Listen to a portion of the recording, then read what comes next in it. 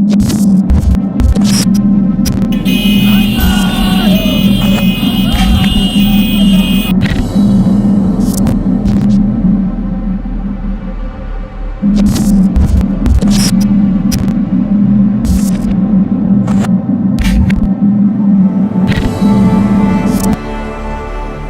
il y a une manifestation en ville de Goma, malgré l'interdiction du maire de la ville qui a demandé au mouvement citoyen de ne pas manifester.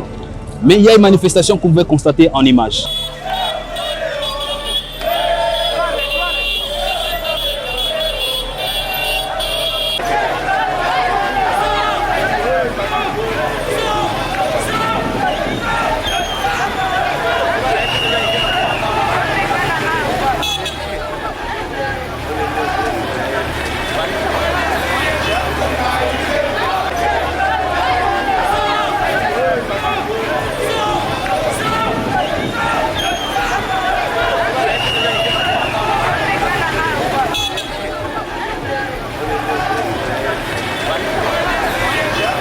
Certains militants de la lucha disent qu'ils vont aller jusqu'au bout pour dénoncer cette inoffensivité de forces de l'EAC dans les affrontements contre les rebelles d'Ian 23.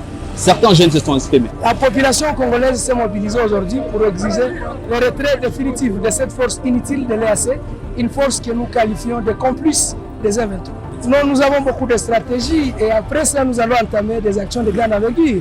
Et comme vous le savez très bien, la population est mobilisée, comme vous venez de le voir.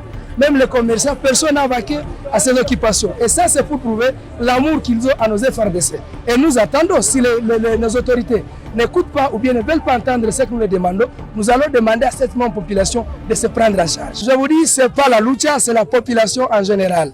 C'est tous les mouvements citoyens, il n'y a rien de la lucha. Le maire de la ville ne peut pas interdire une manifestation qui va tout simplement signifier le ras-le-bol de la population. Et nous avions considéré la décision de monsieur le maire de la ville comme une provocation pure et simple.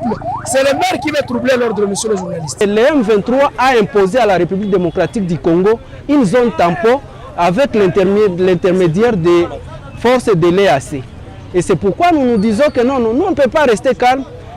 Il n'y a que les forces de la République démocratique du Congo, notre armée, qui doit bouter dehors ces rebelles ou ces terroristes du M23.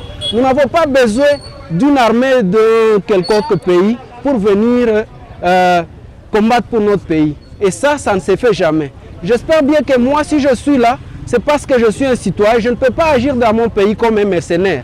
Donc je n'ai que le Congo pour pays et je dois donner ma force et toute mon intelligence pour le service de ces pays. On avait prévu une marche pacifique.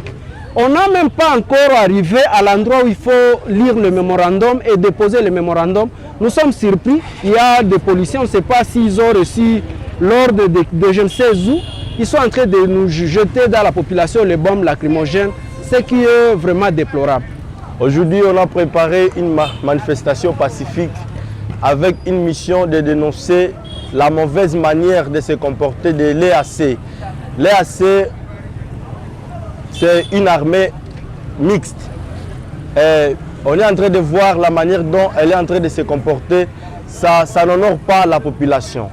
Nous sommes en train de dénoncer la mauvaise manière. Imaginez-vous, elle est venue pour une mission de libérer Bunagana, Rutshuru, toutes les entités occupées par le M23. Mais aujourd'hui, nous sommes surpris par des tenues de l'armée kenyane portée par les mercenaires, les rebelles de M23. Ça nous a choqués. Et nous, en tant que population, on a voulu dire non. Mais malheureusement, il y a de nos frères policiers et qui se disent congolais comme nous.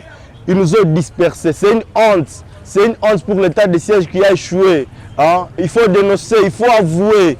Hein? L'armée étrangère n'a jamais résolu le problème à 100%. L'armée étrangère a ses missions, a ses failles, a ses limites. Nous sommes là pour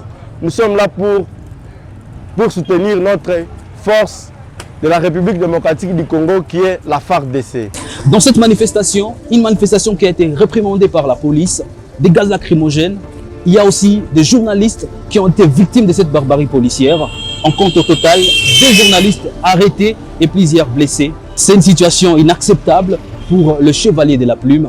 Cette manifestation n'a pas connu sa chute normale parce que le mémorandum n'a pas été lu devant l'autorité provinciale. La police a demandé aux manifestants d'aller lire leur mémorandum auprès du maire de la ville. Une situation qui n'a pas été acceptable par ces jeunes militants. Nous allons rester en contact et rester à la une de l'actualité sur notre chaîne Kivu Morning Post. Abonnez-vous pour ne rien rater.